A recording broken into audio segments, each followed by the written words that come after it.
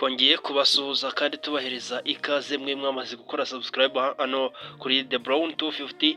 Tukaba tuje kukubwira amakosa atanu mu makosa menshi yagiye aboneka mu bukwe bwa Miss Nyambo, haba mu gufata irembo ndetse no kujya mu murenge ndetse no mu ivi hadasigaye. Habayemo amakosa menshi agiye atandukanye, gusa tuje kukubwira amakosa atanu akomeye muri yo yabaye mu ibyo birori bya Miss Nyambo. Njye nitwa The Brown in The Brown 250. Nguhaye ikaze. Niba waramaze gukora subscribe, ni umwanya wo kwicara tukabana mu ikiganiro. Niba utarayikora, ni umwanya wo gukora subscribe, ubona ukampa n'umwanya wawe mutoya akubwira aya makosa uko ari atanu akomeye yabaye nk'ibi birori bya Miss Nyambo. Rero ni ikosa rya mbere ryahabaye Nyambo yakoze, navuga ko ari ikosa rikomeye, ni ukubeshya ko ivi ryari surprise. Abantu benshi bagiye bumva ngo Nyambo yatunguwe atererwa ivi. So yaterewe ivi muri surprise gute?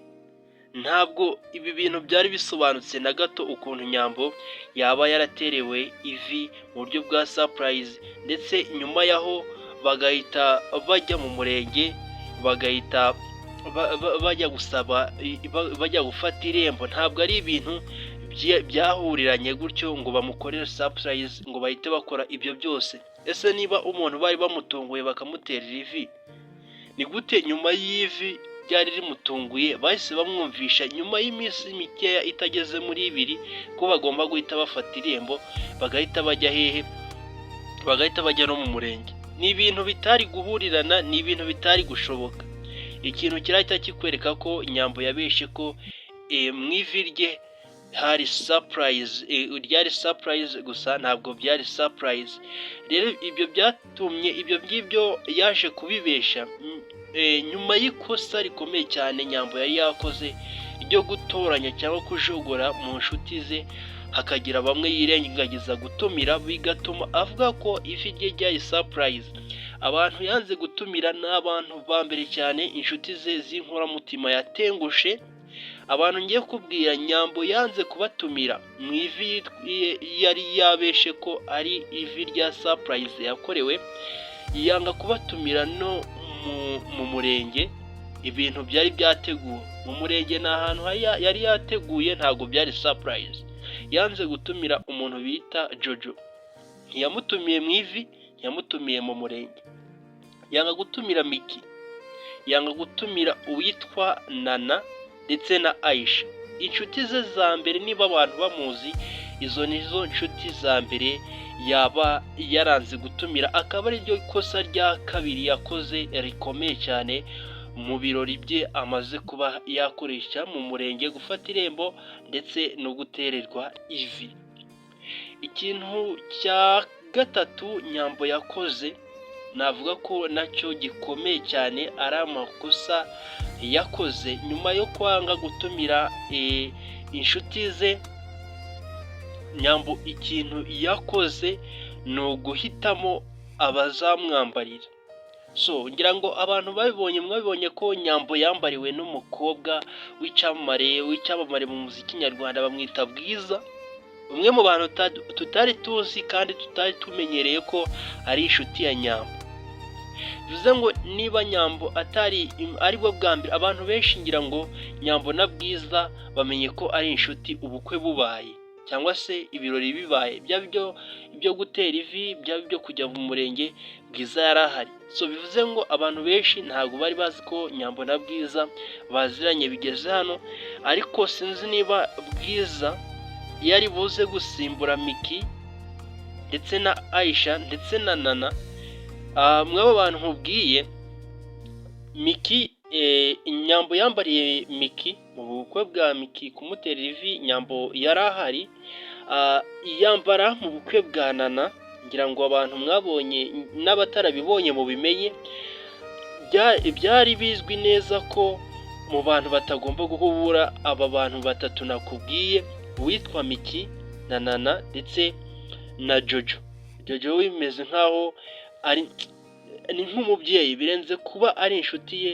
Jojo kuri we ni nk'umubyeyi, ariyo mpamvu zimwe muri poroje yari afitanye na bano bantu yanze gutumira zatangiye kumupfana, zirimo nk'amafilime agiye atandukanye bahuriragamo na ba Jojo ndetse na Nana, zimwe muri filime zigiye kugorana gusohoka.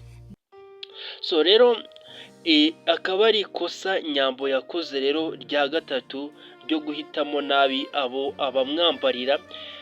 Mw'aba bantu nakubwiye Miki na Aisha ndetse na n'ubita Nana, ni abantu bagombaga kuvamo umwe wambarira uyu nguyu Nyambo, gusa yarabirengagije, yikundira abasitari, yikundira amafaranga, ahita areba uwo bita Bwiza w'icyamamare aba ari we umwambarira. Ikintu cya kane yaba yarakoze, ikosa rikomeye cyane rya kane, ni ukwihutisha ubukwe. Nyambo birasa nkaho ashatse mu muryango atazi, umuryango ari kujyamo ntabwo awuzi. Niba koko byari surprise, Nyambo ntiyigeze asura iwabo w'umuhungu, kuko umuhungu already umuhungu iwabo ntabwo ari n'umudiyespora. So rero Nyambo ntabwo azi ngo famiye y'umuhungu iherereye hehe, ubundi ni bantu ki.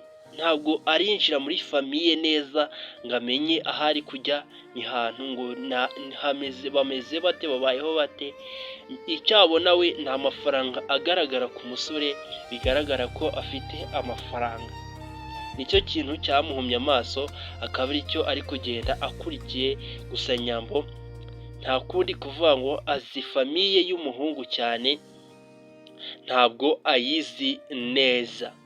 Iryo rero ni ryo kosa yaba yarakoze, kwihutisha ubukwe, kubera ko sinzi byari biri kumwirukaho. Gusa ntabwo ubukwe bwa Nyambo buri feya, ntabwo ibirori yakoresheje ntabwo biri feya, kuko yarabyihutishije cyane. Ntabwo habayeho ababyeyi ba Nyambo bisanze mu byo nakwita ko ari ubukwe cyangwa se ari ibirori, batazi ukuntu bagezemo, kubera ko niba umuntu baramutunguye bakamukorera ivi nk'uko abesha, ejo bwacanga ati turaza gufata irembo, hadaciye kabiri bati tugiye kujya mu murenge, ku bintu byatangiye ari surprise. Surprise ntabwo abantu bicara ngo bayiganireho gutyo gusa papa. Ubwo rero birumvikana ko Nyambo ahangaha ibintu abishyushyemo cyane, arabyihutisha, gusa ahari kujya ntabwo ahazi. Niryo kosa yaba yarakoze rya kane. Ikosa rya gatanu rikomeye ni ugukunda abanyamafaranga cyangwa se gukunda amafaranga. Nyambo mu nshuti yakoresheje cyane cyane turibanda ku nshuti yamwambariye, ariyo yita inshuti bita Bwiza. Bwiza ni umwe mu bakobwa rwose bafite izina hano mu Rwanda, icyamamare. Nyambo yakoresheje mu bukwe bwe, akirengagiza ba Miki, ba Aisha n'abandi bagiye batandukanye babanye mu buzima bwa buri munsi. Babanye Nyambo ataraba uwo ari we uyu munsi, bakazamukana mu bakina amafilime, byagera mu bukwe akabirengagiza. Ubwo rero ngayo amakosa yakozwe na Nyambo, cyangwa se amakosa yabaye mu bukwe bwa Miss Nyambo, mu birori bya Miss Nyambo, haba mu gutererwa ivi mu murenge ndetse no gufata irembo. Ibyo byose byarabaye mu gihe kitageze mu cyumweru, byose byabaye mu gihe gitoya cyane.